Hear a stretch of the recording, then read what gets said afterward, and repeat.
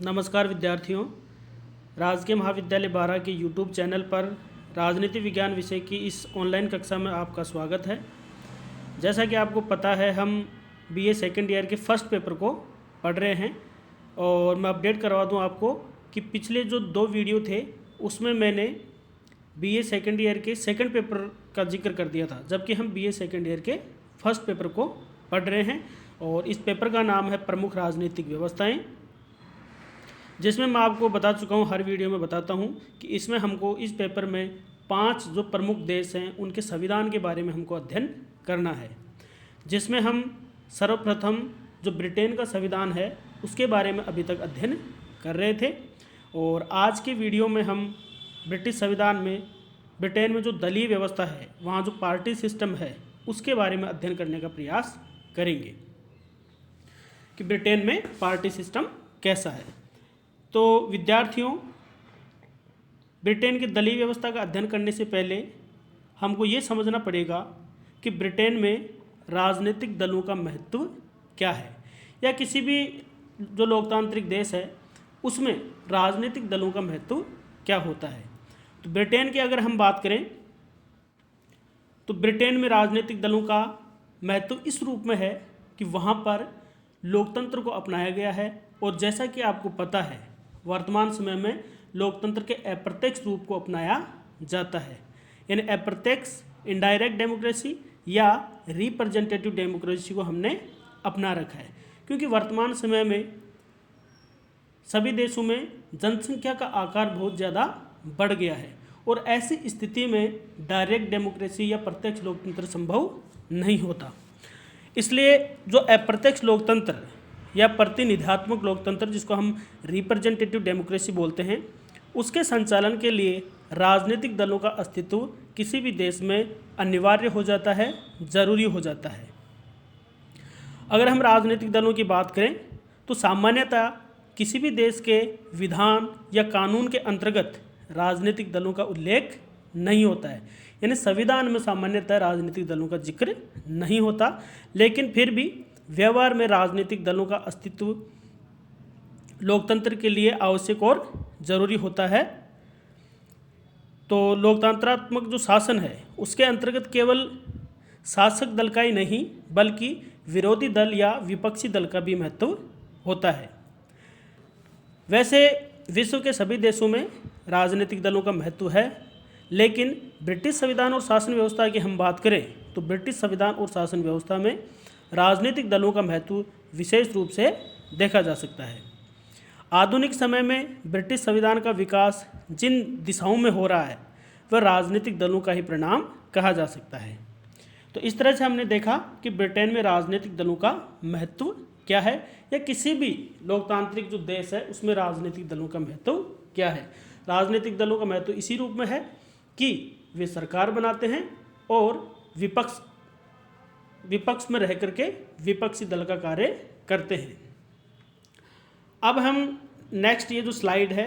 इसमें हम ब्रिटेन की जो दलीय व्यवस्था है उसकी विशेषताएं क्या क्या हैं उनके बारे में अध्ययन करने का प्रयास करेंगे। तो जैसा कि आप स्क्रीन पर देख पा रहे हो, ब्रिटिश दलीय व्यवस्था की जो विशेषताएं हैं उनको हमने 7 पॉइंट के अंदर विभाजित किया है, यानी 7 इसकी विशेषताएं हम देखने का प्रयास करेंगे। तो जो सबसे पहली और सबसे महत्वपूर्ण ब्रिटिश दलीय व्यवस्था की विशेषता है वो है दलीय पद्धति, द्विदलीय पद्धति, 2 पार्टी सिस्टम, यानी ब्रिटेन हो या अमेरिका हो, इनमें 2 पार्टी सिस्टम ही चलता है। अब चूँकि ये सबसे महत्वपूर्ण विशेषता है ब्रिटिश पार्टी सिस्टम की कि वहाँ पर द्विदलीय पद्धति पाई जाती है, 2 पार्टी सिस्टम पाया जाता है। तो इस विशेषता के साथ इसी में हम ये भी देखेंगे कि ब्रिटेन में जो द्विदलीय पद्धति है, 2 पार्टी सिस्टम है, उसके कारण क्या क्या हैं। तो देखते हैं सबसे पहले द्विदलीय पद्धति, यानी ब्रिटेन की जो दलीय प्रणाली है, पार्टी सिस्टम है, उसकी सबसे महत्वपूर्ण विशेषता है ये कि ब्रिटेन में 2 लगभग समान रूप से शक्तिशाली और संगठित जो राजनीतिक दल हैं वे ही देश की राजनीति में क्या हैं, छाए रहते हैं। हालांकि वहाँ पर 2 से ज़्यादा राजनीतिक दलों के गठन की अनुमति है, यानी 2 से ज़्यादा राजनीतिक दलों का गठन किया जा सकता है और व्यवहार में 2 से ज़्यादा राजनीतिक दल वहाँ पर हैं भी, लेकिन पिछले अगर 6 दशकों के चुनावों को हम देखें तो वहाँ पर 2 से ज़्यादा राजनीतिक दलों ने अपने उम्मीदवार खड़े तो किए, लेकिन शासन की जो शक्ति है बारी बारी से जो 2 प्रमुख दल हैं उनके पास ही रही है, और 2 दलों का ही देश की राजनीति में प्रभावपूर्ण स्थान है। इसीलिए ब्रिटेन की जो दलीय प्रणाली है उसको द्विदलीय प्रणाली, 2 पार्टी सिस्टम कहा जाता है। यानी मोटा मोटा इसको यूँ समझा जा सकता है कि ब्रिटेन में वैसे तो 2 से ज़्यादा राजनीतिक दलों के गठन की अनुमति है और वहाँ पर 2 से ज़्यादा राजनीतिक दल हैं भी, लेकिन बारी बारी से सरकार है वो 2 जो प्रमुख दल हैं उन्हीं के द्वारा बारी बारी से बनाई जाती है। इसीलिए ब्रिटेन की जो राजनीतिक व्यवस्था है उसको द्विदलीय पद्धति, 2 पार्टी सिस्टम कहा जाता है। अगर हम इतिहास की बात करें तो प्रारंभ में वहाँ पर राजा और राजसत्ता के जो समर्थक थे उनको कैविलियर्स कहा जाता था। यानी जो राजा और राजसत्ता या राजतंत्र के समर्थक थे उनको कैविलियर्स कहा जाता था। वहीं दूसरी ओर जो धार्मिक सहिष्णुता और संसद के समर्थक थे उनको राउंड हेड्स कहा जाता था। कालांतर में जब संसद की सर्वोच्चता स्थापित हो गई तो इन दलों के नए नाम स्थापित हो गए, वो हुए टोरी और विग, टोरी दल और विग दल। फिर आगे चल करके जो 1832 का जो सुधार अधिनियम पारित हुआ उसके बाद इन दलों के नाम हो गए अनुदार दल यानी कंजर्वेटिव पार्टी और उदार दल यानी लिबरल पार्टी। यानी सबसे पहले थे कैविलियर्स और राउंड हेड्स, आगे चल के इनके नाम हुए टोरी और विग, और फिर आगे चलकर 1832 का जो सुधार अधिनियम आया इसके बाद इनके नाम हो गए अनुदार दल इन कंजर्वेटिव पार्टी और लेबर पार्टी। फिर आगे चल कर के 20वीं सदी में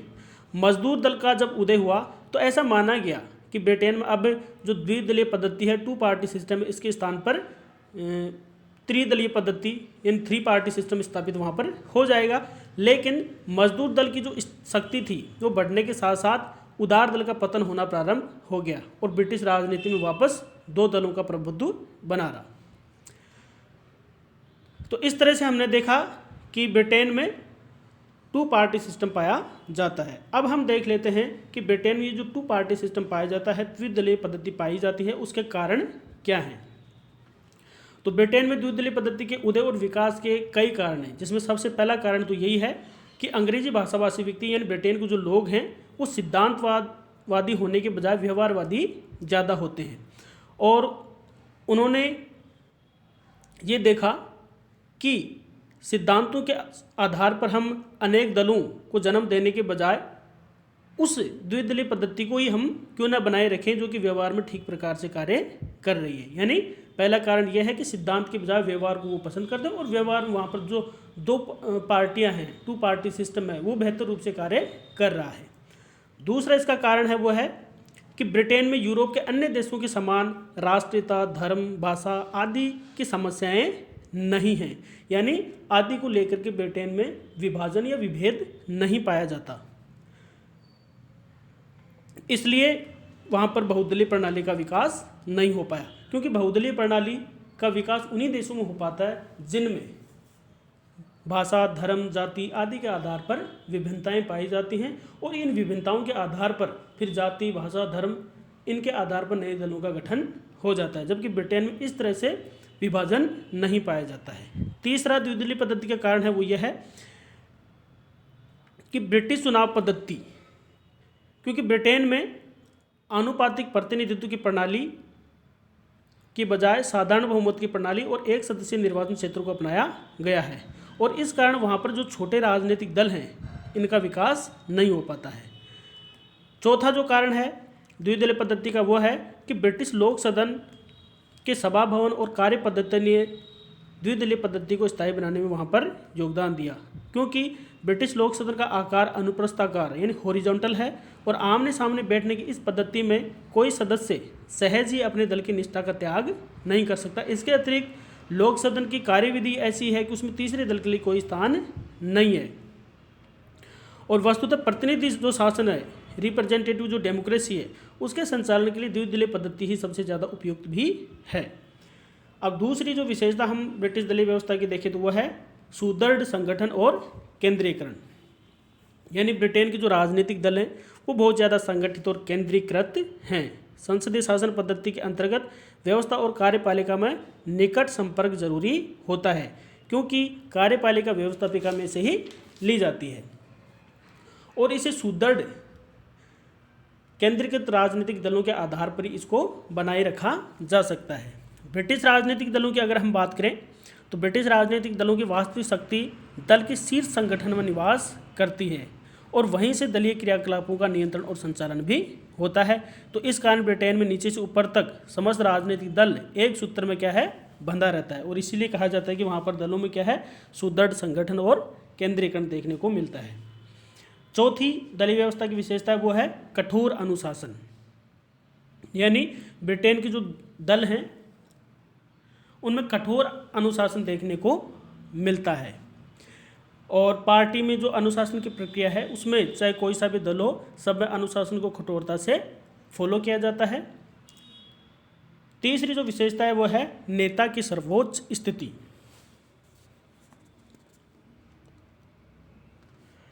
नेता की सर्वोच्च स्थिति यानी सभी देशों में राजनीतिक दलों के दलीय नेता का महत्व होता है। जैसे अपने यहाँ भी है कि राजनीतिक दलों में जो दलीय नेता है जिसका प्रभाव ज़्यादा होता है उसका महत्व होता है, लेकिन ब्रिटेन में यह महत्व सबसे ज़्यादा है। ब्रिटेन की अगर हम बात करें तो वहाँ पर 19वीं सदी के उत्तरार्ध में यानी 19वीं सदी के बाद में दो प्रभावशाली व्यक्तियों के बीच प्रतिद्वंद्विता प्रारंभ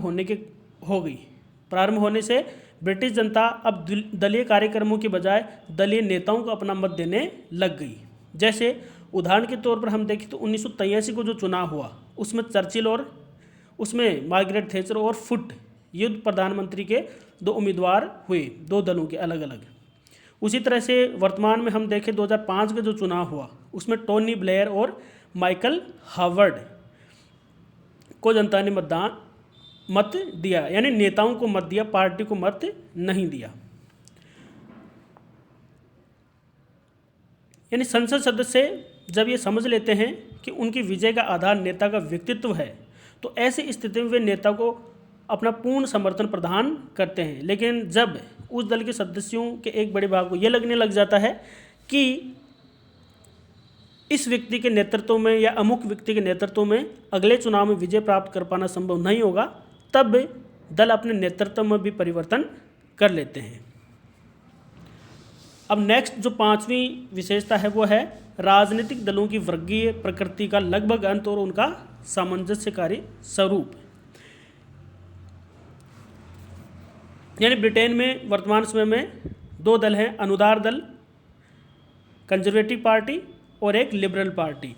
तो अनुदार दल हमेशा वहाँ पर समाज के उच्च वर्ग और मध्यम वर्ग से जुड़ा हुआ एक परंपरावादी राजनीतिक दल माना जाता है। वहीं दूसरा जो दल है लेबर पार्टी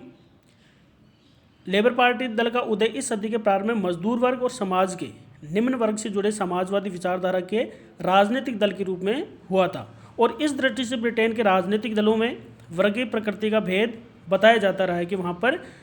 वर्गीय प्रकृति दलों में